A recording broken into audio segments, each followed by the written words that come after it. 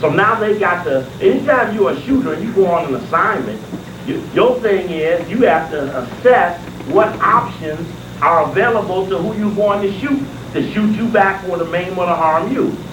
And so in a context like that, all these estimates had to be made. And I'm sure the FBI was as good as making it. And was there a relationship between the FBI that was watching them and the police who were bodyguarding them? Okay. And who did the FBI drive off to follow? If it wasn't Biggie and it wasn't Puffy, who is this other person that was so important that they drove off after him?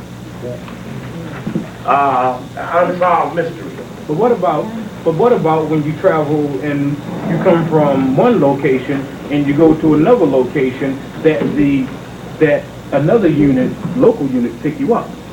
No question. That's why I did not understand why it would be a New York group of FBI. And did they follow Biggie to every city? If Biggie wasn't performing, it wasn't Biggie's set. He was just there. So what were they observing at a third-party relationship? He wasn't involved in it in any sort of way. Right, and of course we know Tupac was supposedly going with Quincy Jones's daughter. This is Quincy Jones's party for his magazine. So it's intriguing that was that level of overlay. And if it was, what is the relationship between the Genovese Mafia and rap? Well, the reality is gangsters been in music. Jukeboxes, payola, playing it on the radio. How you get played? You think somebody say, ooh, that's a nice cut, let me put it on. Somebody brings you the album. My mother used to work for the vice president of Warner Music in the Midwest region.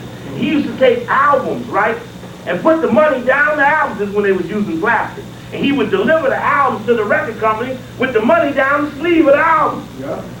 2 tickets to Jamaica, weekend limo service, of any perk that a DJ or a program director could sustain would be provided by the record company. Hitman, right? The book Hitman that Bruce brought up about the whole relationship of music and reality. That deserves a whole another level of interaction. Yes, brother. Remember the threat of rap was people like Ice Cube was coming in at #1 with no radio play. Well, remember Ice-T, who had a cop killer record, and the point was if you back down off it, he said, I fear for the safety of the Time Warner executives, therefore I pulled the record. He feared for the safety of the Hunkies, who he said were getting threatened over producing his record after they had already produced it. So you see more of him in movies than records. I mean, you got to look at all these relationships have killed. The records have killed the relationship between the men and their music. Q more in the movies now than making music. Cube, #1 movie. He got a snake chasing his ass.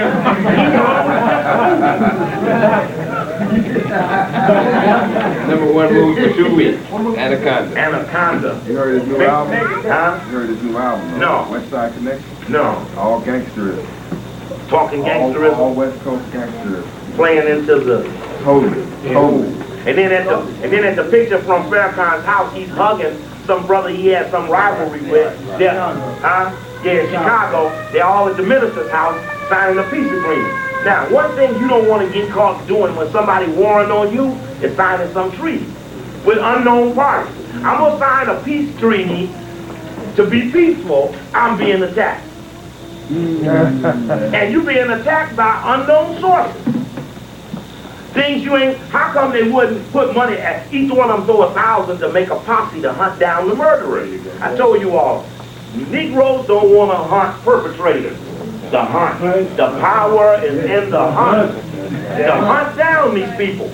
And there's weight in the hunt because people who smell the foxes near their tail begin to talk and sing and tweet and fly. And I remember the situation around college when people who didn't feel they had the answer started talking.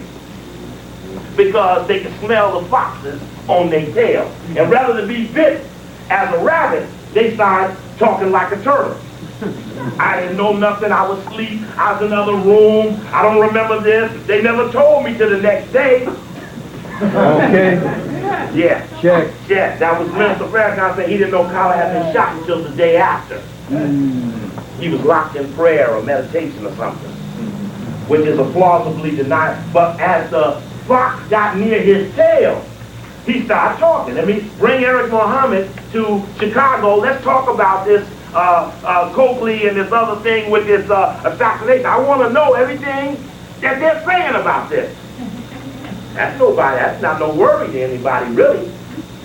And I remember so distinctly that first weekend there was much tension. And I remember the minister goes to Vegas. Well, we in LA, the minister goes to Vegas, and Irv Rubin of the JDL, the military arm of the ADL, who was at the Riverside College that day, and in a key piece of film, with Khalid confronting them, the one boy who eventually had the little penknife on him is drawing back like he's going to go to his coat as Khalid walks up to him right out in front of the venue at Riverside College. And that was a very intriguing moment. Let's walk around. I would never want you to underestimate what it means to terrorize someone at a lecture.